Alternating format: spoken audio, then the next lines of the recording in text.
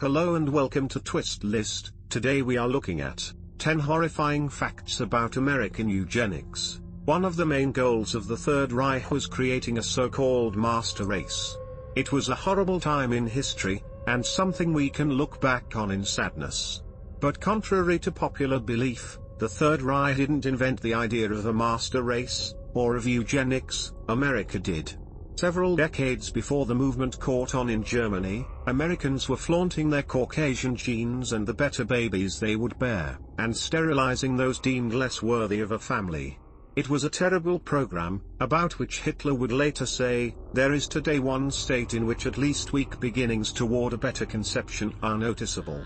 Of course, it is not our model German Republic, but the United States. And it didn't even end after World War II.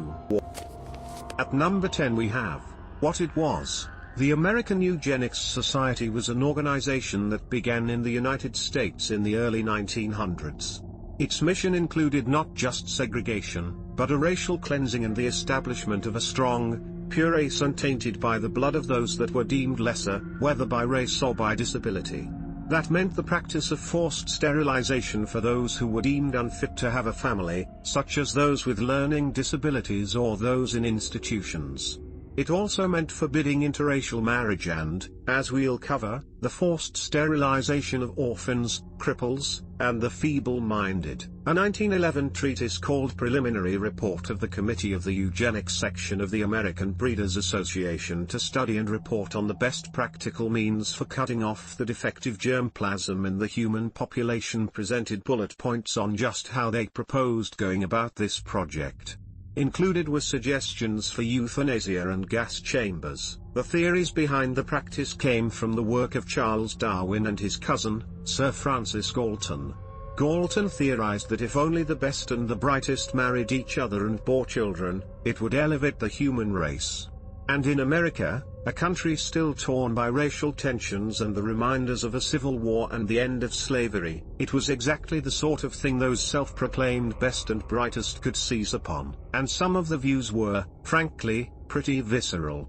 Oliver Holmes, a Supreme Court justice, famously said, "It is better for all the world, 3 generations of imbeciles are enough." The 9th spot on the list is occupied by 30 states and 60,000 victims. At the height of the movement, 30 states had adopted legislation that legalized the sterilization of individuals deemed unfit for reproduction. In most states, that meant the mentally ill or mentally deficient. By the time all was said and done, somewhere in the neighborhood of 60,000 people had been forcefully sterilized in state-sanctioned procedures. In some states, such as California, sterilization records are incomplete or often altered, making it impossible to truly know how many people were subjected to the procedures. It was done to men and women, Caucasians as well as individuals from other and mixed races. State laws in California included permissions for those who were in prisons to be eligible for sterilization, as well as those found to have any chance of carrying hereditary dementia or insanity. The laws also removed the patient's rights to contest the procedure, although it was still necessary for parents to consent to the sterilization of their minor children. In the years between 1921 and 1950, roughly 450 people were sterilized in California each year. Number 8 on our list is feeble-minded, deaf, and orphans. The American eugenics movement had a very specific desire when it came to creating the perfect, pure race. Not only were they tall, intelligent, and talented, but they were blonde-haired and blue-eyed. Sound familiar? It was described as a Nordic race in America, and it was the Aryan race in Germany. That meant weeding out everyone who wasn't that. And while the American version never went as far as the German, the roots were there. While Alexander Graham Bell targeted the deaf, and laws on the whole targeted the sexually deviant offenders and the mentally ill, there was another subgroup who fell victim to the forced sterilization procedures. In California, all it took was a doctor to deem you unworthy to have the procedure done. And in some cases, as late as 1963, that could simply mean you were an orphan. Men like California's Charlie Follett were sterilized against their will as children, Follett's only crime was to be born to alcoholic parents who could not support him, leaving him a ward of the state.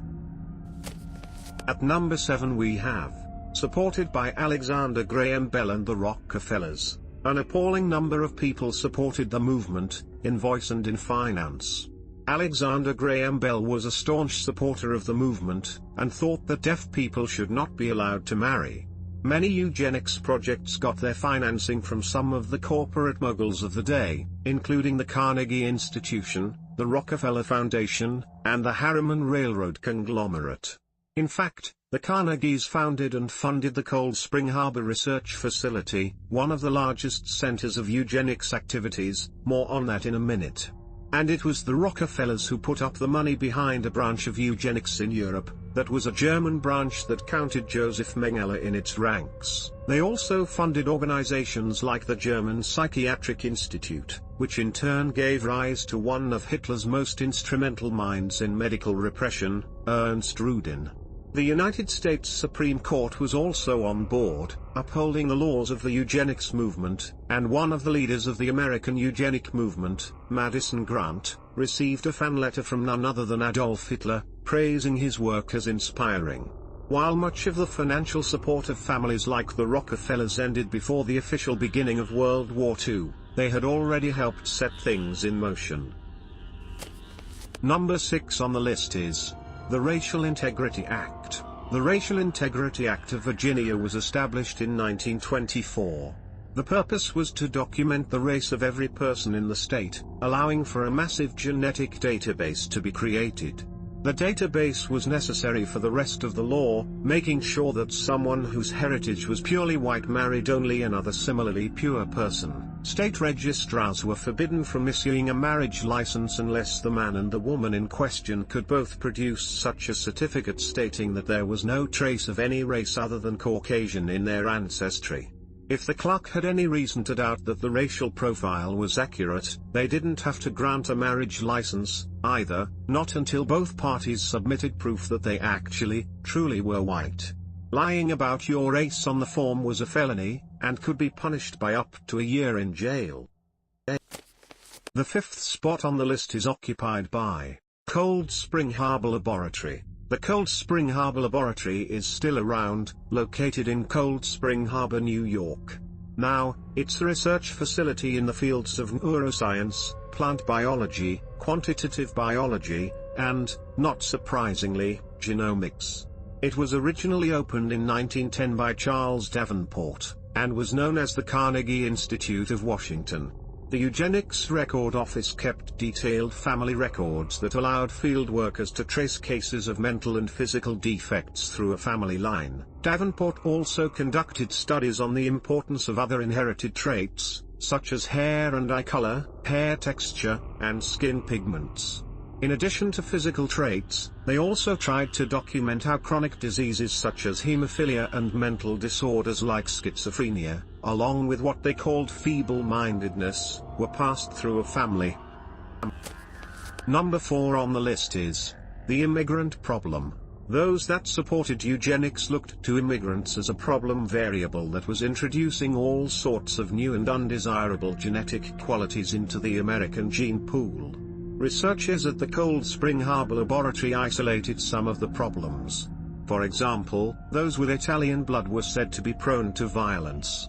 As part of their research, prison and mental institution populations across the country were surveyed to find out just how many members of these populations came from what immigrant group. After outbreaks of illnesses like smallpox and cholera in New York City and immigrant hub Ellis Island, the work of the eugenics movement began to gain credence.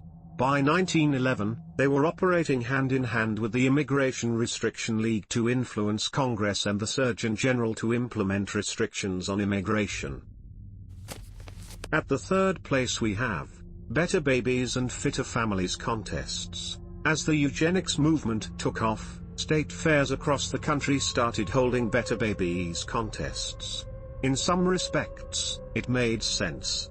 Mothers were encouraged to bring their babies to fair judging contests, and in much the same way as livestock was judged, babies would be judged on things like health, weight, and size. While it also helped promote health and good child care, the "this isn't so bad" part of this entry ends right about there. Better Babies soon evolved into Fitter Families, a contest where whole families would present judges not only with their happy, healthy babies, but with an abbreviated version of their racial pedigree. Doctors would perform examinations on all the members of the family, awarding and deducting points according to guidelines, and families were given a letter grade to show just how eugenics-friendly their family was. Winners would be rewarded with medals and trophies in these contests, which remained hugely popular throughout the 1920s. At the second spot is, pioneered by a Stanford professor. The whole thing was started by a Stanford professor named David Starr Jordan. A longtime student of Charles Darwin and the ideas of natural selection and Mendelian genetics, Jordan grew up in western New York and pursued an education in botany and science. After teaching at a number of different universities, it was when he went to Stanford that he truly began preaching his values, including education, conservation, and eugenic breeding. After writing several books on the topic of eugenics, he was one of the founding members of the Eugenics Committee of the American Breeders Association and the Eugenics Record Office. Chief among his beliefs was that the upper class of America was being constantly eroded by the lower class, and that careful, selective breeding would be necessary to preserve the country's upper crust. And finally, at number 1, inspired Hitler's master race. We've mentioned it once already in brief, but it's worth revisiting again in greater depth. The American eugenics movement formed the basis for the Third Reich's belief in a master race and their attempts to create one. There was a bizarre sort of mutual respect that went on between American eugenics supporters and the Nazi Party.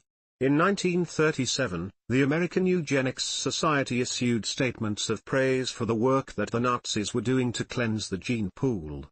For them, the scale on which the Nazis were carrying out their mass sterilization was what they had wanted for America. Original writings of eugenic supporters spoke of cleansing the American population by methods ranging from gas chambers to simply leaving the lower classes to the mercy of the elements or to disease. They went on to lament that American society wasn't ready for such a widespread, sweeping cleanse and saluted the Nazis for doing exactly what they had wanted for their own country.